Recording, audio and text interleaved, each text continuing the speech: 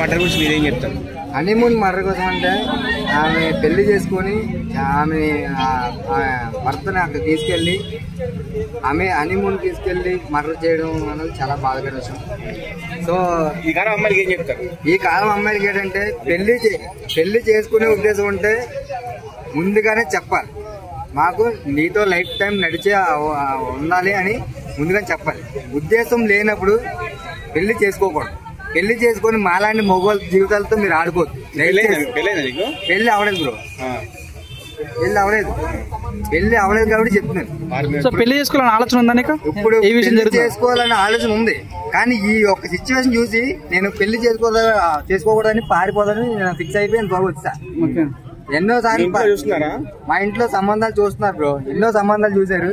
పెళ్లి టాపిక్ వచ్చిన ప్రతిసారి నేను కాశీ గాని, లేకపోతే సిరిడి గాని, లేకపోతే మన భద్రాచలం గాని, లేకపోతే అయోధ్య అని చాలా ఊరు పారిపోయారు. ఇప్పుడు ఇంకే ఊరు పారిపోయి తెలియక అక్కడికి హైదరాబాద్ వచ్చి ఇక్కడ ఉన్నాను. ఇక్కడ ఉన్నట్టు మా ఇంట్లో తెలిస్తే ఏ టైంలో వచ్చి నన్ను తీసుకెళ్ళి పెళ్లి చేస్తాను భయంతో నేను ఎవరికి తెలియకుండా ఫోన్ కూడా యూజ్ చేయకుండా ఉన్నాను.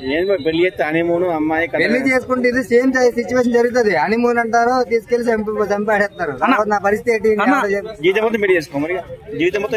జీవితం మొత్తం ఎట్లా సింగిల్ గా ఉండిపోతాను, నేను ఒక సన్యాసిగా అయిపోతాను. ఇలాంటి పెళ్లి అనే సమాజం నాకు వద్దు. పెళ్లి చేసుకుని నేను సమాజానికి ఏ మెసేజ్ ఇవ్వదలుచుకోవట్లేదు. పెళ్లి చేసుకుంటే సాగు తప్ప ఏమీ లేదు.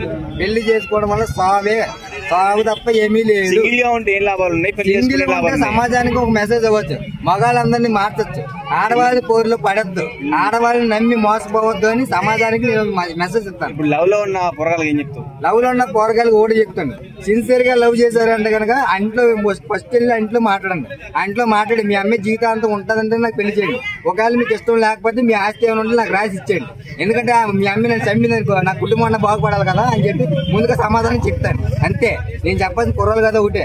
ఆ అమ్మాయి తరఫున ఆస్తి ఏమైనా ఉంటే అబ్బాయి తరఫున రాసేసి అమ్మాయిని పెళ్లి చేసుకోండి, లేకపోతే చేసుకోకండి.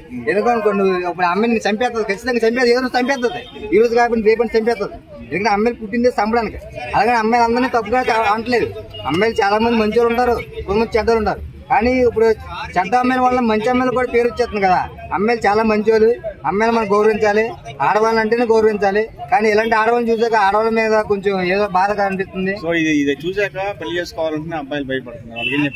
అబ్బాయిలు అంటే ఫస్ట్ ఆఫ్ ఆల్ నేనే భయపడుతున్నాను. నేను ఇప్పుడు ఈ సీన్ చూసే కదా ఇప్పుడు ఎంత దూరం పారిపోయాను. ఎంత దూరం పారిపోతుంది కేవలం ఏంటి అమ్మాయిల వల్లే. ఇప్పుడు మా ఇంటి దగ్గర కుర్రగాడు ఉన్నాడు, అది పెళ్లి చేసుకున్నాడు. ఏమైంది, ఈ రోజు చేసుకుంది, 3 రోజులు ఆడుతూ ఉంది, 4వ రోజు కూడా పోయింది. ఆడేమో నెత్తున్నారు కొడుకుని, బావా నేను వద్దురా, నన్ను లవ్ మ్యారేజ్ చేసుకున్నాను రా, నా జీవితం పోయిందిరా అంటే డైలీ ఆడికి అసలు తాగడం అలవాటే లేదు, తాగడం అలవాటు అయిపోయింది. ఇప్పుడు ఆడి పరిస్థితి ఎవడ చెప్పాలి, ఎవడ చెప్పదు తెలియదు. ఇంట్లో అమ్మ నాన్న చెప్తుంటే నీ ఇష్టానికి చేసుకున్నా కదా, నీ సాగు నువ్వు సాగండి, ఆడికి ఏం చేయాలి తెలియట్లేదు. ఇంకా ఆడి బాధ ఆడు ఉన్నాడు. అందుకే ఆయన చూసి నేను ఇన్స్పిరేషన్ గా తీసుకొని నేను పెళ్లి చేసుకోవట్లేదు. అమ్మాయిలు అందరూ కూడా జాగ్రత్తగా, అబ్బాయిలు మాత్రం మోసం చేయకండి దయచేసి. అమ్మాయిలు అందరూ చాలా చాలా మంచోళ్ళు, అమ్మాయిలు అందరూ కూడా చాలా మంచోళ్ళు. Like, share, subscribe LGTV. Please subscribe to LGTV. Guys, please do subscribe LGTV. Have a good day. Thank you. Like, share, subscribe LGTV. Subscribe LGTV.